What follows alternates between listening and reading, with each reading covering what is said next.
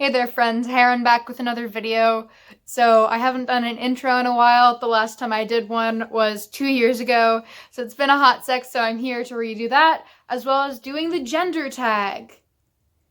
The gender tag is a series of questions that explore gender and kind of what it means to you, and I've seen a lot of people doing it. It's something that was more popular around 5 years ago when it first came out in 2015. However, when that started, I was 12 and I didn't have a YouTube channel. So here I am a couple years late, but I thought it would be a fun way for you guys to get to know me as a creator as well as a person. So let's jump right into it. So just to reiterate kind of as an intro, hi there, my name's Heron. I'm 17 years old. I live in upstate New York.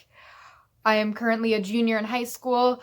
I play the ukulele, sometimes I watch anime for fun, and I have pink hair.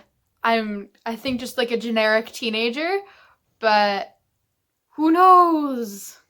So the first question for the gender tag is, how do you self-identify your gender, and what does that definition mean to you? Personally, I identify as non-binary, and to me that means kind of not exclusively identifying as male or female. And non-binary is often used as an umbrella term. There's so much that encompasses it. Some people who identify as non-binary identify also with the trans label, like I do. Other people don't. And the important thing to acknowledge here is that everybody's experiences are different, and that means that the way in which they choose to label or not label the gender will also kind of take on that form. And for me, being non-binary is also kind of that disconnect from the gender I was assigned at birth, because I don't really feel a connection to it anymore. And the way that I portray myself, I try to do so in a way that makes me feel authentic to who I am. Our second question with the gender tag is, what pronouns honor you? I use the gender neutral pronouns they and them, so when somebody is referring to me, it'd be like, oh, this is my friend Heron, they have pink hair, as opposed to she has pink hair or he has pink hair. In general, I like using they them pronouns for myself because it is a neutral option, and there aren't really that many neutral options. Sorry, I play with my hair a lot and it's so long! But I like using they them just because it's what feels comfortable. And oftentimes with pronouns, when somebody refers to you in a certain way, something either clicks or something really doesn't. And for me, something like he, him pronouns are all right. It's like, if that's what happens in public, cool. But for me, when somebody I know uses she, her pronouns for me, it's just kind of a big yikes because it just kind of doesn't sit right. So whenever somebody refers to me, it's awesome if they use they, them. Question number 3. Describe the style of clothing that you most often wear. My clothing tends to be pretty baggy if I'm wearing something more comfy. Lots of black skinny jeans.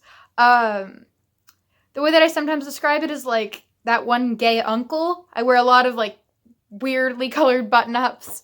Usually in public, I'll bind because that's how I feel comfortable, and my presentation tends to lean between more masculine and androgynous. As I've grown older, I've started to stray a bit away from my femininity just because it's not something that I feel the most comfortable with anymore. At one point, I did also have my nails painted. That's kind of chipped off. There's still a little bit left, but I had painted my nails, and I'm just kind of like letting my nails heal a bit because they kind of gotten gross. And then also I do have my ears pierced, but I haven't really been wearing anything since quarantine started, since I'm not really going out much. But I do like to play around with the ideas that our society has of masculine and feminine, but typically lots of neutrals. So like right now we just have like gray, and we also just have like sweatpants, so it's like just comfy clothes. So question number 4 is talk about choices with body hair. How do you style your hair? Do you have facial hair? What do you choose to shave or choose not to shave? I was assigned female at birth, and up until 8th grade, I had either chin-length hair or longer. I finally got my hair cut short, and then back in February of this year, so 2020, I got my hair dyed pink, and it's something that I'm having a lot of fun playing with. I tend to have my hair styled in an undercut. Right now it's getting really long, so I just kind of floof it back.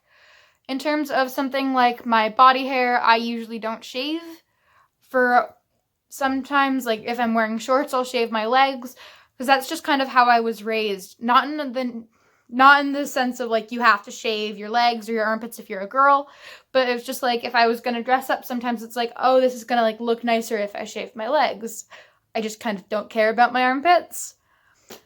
But really, like, I don't have a relationship with my body hair. It's just kind of something that exists that I don't really notice or take care of. But in terms of the hair on my head, I like to keep it shorter. I had a buzz cut at one point, so it's kind of really been all over the place as I've grown up. Question number 5 is talk about cosmetics. Do you choose to wear makeup, paint your nails? What types of soaps and perfume do you use, if any? There's not too much for me to go into here. I don't really wear makeup because I don't like to. I've only done it on the stage when I was in some trashy plays in middle school. I sometimes paint my nails, usually just black or a neutral color. And then with soap, just generic soap. And I have to use a color safe shampoo, but there's nothing super specific where it's like, ooh, pretty smells.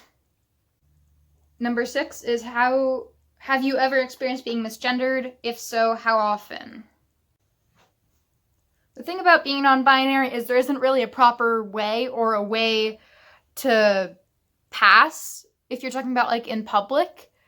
So it's like our society loves putting people into boxes of male, female, blue, pink, whatever it may be. So oftentimes not being misgendered, if you're non-binary, can just be like somebody being confused if you're a girl or a boy. In terms of with family and friends, my friends and also my summer camp are super awesome about my pronouns. I created a video talking about being out at summer camp around 2 years ago, so I'll post that. So that little link will pop up somewhere. Among my friend group, everyone's really cool, and it's great because actually a lot of us are non-binary or use pronouns other than what we were assigned at birth. In my family, my sister is really the only one who's consistent. My mom makes an effort. My dad just doesn't care. So that's kind of a pain in the ass, but I have the support from my friends, which is what I think really matters, and my mom's really making the effort, which is something that I really appreciate, and that's the most that I could ever ask. As I'm editing that I forgot to put in number 7, forgot to film that, so number 7 is, do you experience dysphoria? I do, particularly around my chest and my voice, so I bind my chest. Hopefully in the future I'll be able to get top surgery. Don't know how that's gonna happen, but like, we'll see. I talk about dysphoria a bit more in a video that I'm going to link up here called My Non-Binary Journey if you want to watch more of that. So I'm going to hop back into the actual video. Number 8 is talk about children. Are you interested in having any? Would you want to carry a child? Do you want to be the primary caretaker for any children you may have? A partner? I don't think I could carry a child. I just don't think that'd be the right option for me, but something that I would definitely be interested in is like adopting, especially an older kid, because so often, especially LGBTQ youth, are turned away from foster homes because a foster family doesn't agree with that lifestyle. I would be down to be a parent. I just, at this point in my life, don't think that I can make decisions that far into the future. 9, talk about money. Is it important to you to provide for a family financially if you choose to have one? Important that you earn more than any partner you may have? Do you like to pay for dates? Are you uncomfortable when others pay for you or offer to pay for you? I've grown up in a middle-class household, so we've never really had any issues with money. And like sometimes I would get like a weekly allowance, which then I would like save up to spend on things. I always do sometimes feel uncomfortable when people pay for stuff for me if it's like outside of my family, because I feel like I owe a debt or I need to repay them and I feel bad. I feel like that's something that I'll eventually get used to over time. To me, if I have a partner and they're making more money than me or I'm making more money than them, I don't think it should really matter. Just so long as you're happy with that person. Being financially stable is important.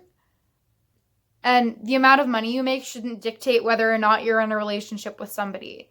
It should be based off of trust, love, support, and stuff like that, rather than how many figures you make. Number 10, the final question. Anything else you want to share about your experience with gender? I've grown up in a really cool place where everybody is super accepting, and it's an awesome feeling, but not everybody has those experiences. My mom bought me a couple of binders because she said it's the same as if I had bought you a bra.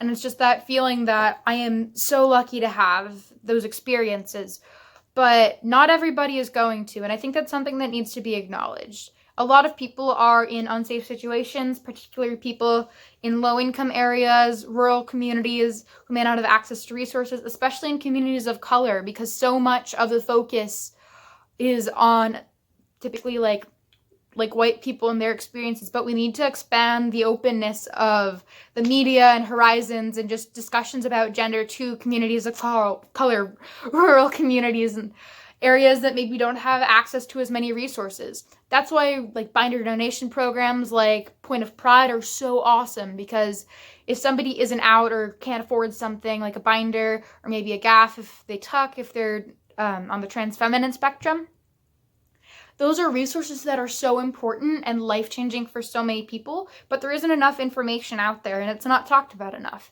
I am so lucky to be in the situation that I am, and that's something that I have to acknowledge. I'm a white kid. I live in a middle-class family in the suburbs. Like, I am so lucky to be where I am. Like, I'm involved with activism outside of my school.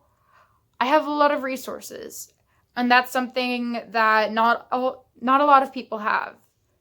And my experience is going to be different than so many other people, so you need to acknowledge the privilege that you have.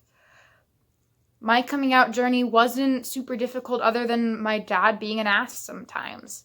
Yeah, life's a pain, but I was able to get through it. Not everybody is able to. So please, please, please reach out to your community. There are people there who will support you and love you. There are some really great subreddits. I'm a moderator on one of them. Just find support where you can, because that's going to be what's going to help you when you need it most. Alrighty, folks, thank you so much for watching. That's it for this video. I hope you enjoyed it. If you did, please subscribe. You can check out my other videos. I seem to be known for one LGBT TikTok compilation I made. I'm planning on making more. So once again, thank you so much for watching. I hope you enjoyed it. Please check out my other videos, and I'll see you kids on the flip side.